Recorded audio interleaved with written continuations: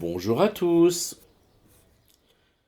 Poursuivons notre contemplation et notre méditation du retable de Sainte Madeleine. Lorsqu'on regarde Jésus, le Christ ressuscité, on constate que sa tunique ne révèle pas sa constitution. Seule sa tête et ses mains sont visibles, les pieds sont cachés et le reste du corps est couvert par sa tunique. Cette tunique est ample, comme pour ne pas dévoiler la constitution de Jésus. Cela a sa raison d'être. Jésus est entré dans la vie des corps glorieux, à savoir que son humanité est entrée dans la gloire du ciel. Avant sa résurrection, l'humanité de Jésus était en tout point semblable à la nôtre.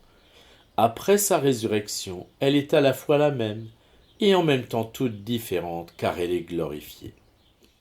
C'est la même chair, mais libérée de toutes les dépendances induites par le péché originel. Le corps de Jésus n'a plus besoin ni de manger, ni de boire, ni de dormir. Il n'est plus sujet à la maladie, à la mort. Il ne connaît plus aucun obstacle et il est entièrement spiritualisé.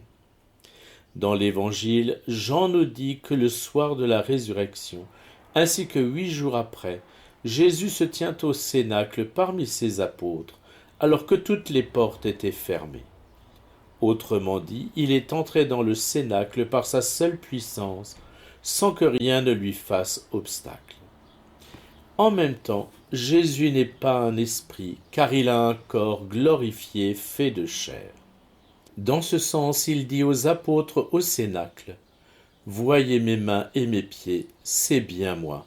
Touchez-moi et voyez, un esprit n'a ni chair ni os, comme vous voyez que j'en ai. » Pour faire une comparaison, rappelons le récit des petites voyantes de l'île Bouchard, où la Vierge est apparue en 1947. Les petites filles ont embrassé la main de la Vierge, et oui, vous entendez bien, embrasser la main de la Vierge, et on nous dit qu'elle était de chair et qu'elle était tiède. Avec Jésus, Marie est la deuxième humanité entrée dans la gloire du ciel. La résurrection de Jésus ne signifie pas qu'il est retourné dans son corps, guéri d'un coup de toutes ses blessures, et qu'alors tout recommence comme avant. Non, bien au contraire. Le corps de Jésus n'est pas revenu à la vie, mais il est entré dans la vraie vie, celle des corps glorieux, celle que nous aurions tous connue sans la faute originelle.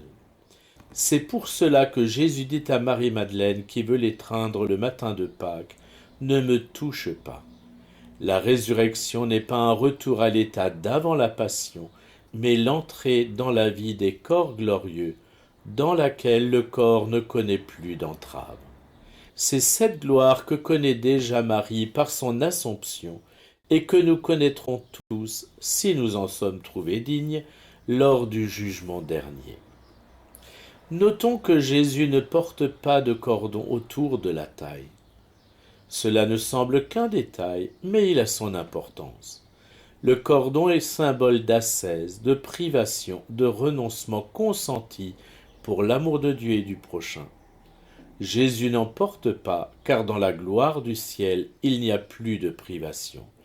Il n'y a que paix et joie, et tout le monde récolte le fruit des œuvres qu'il a accomplies sur la terre. Par sa passion librement consentie et vécue dans l'amour de Dieu et du prochain, Jésus nous a acquis tant de mérites qu'il peut en combler chaque âme au-delà de toute mesure jusqu'à la fin du monde. Il nous suffit de venir à lui et de les lui demander. À demain.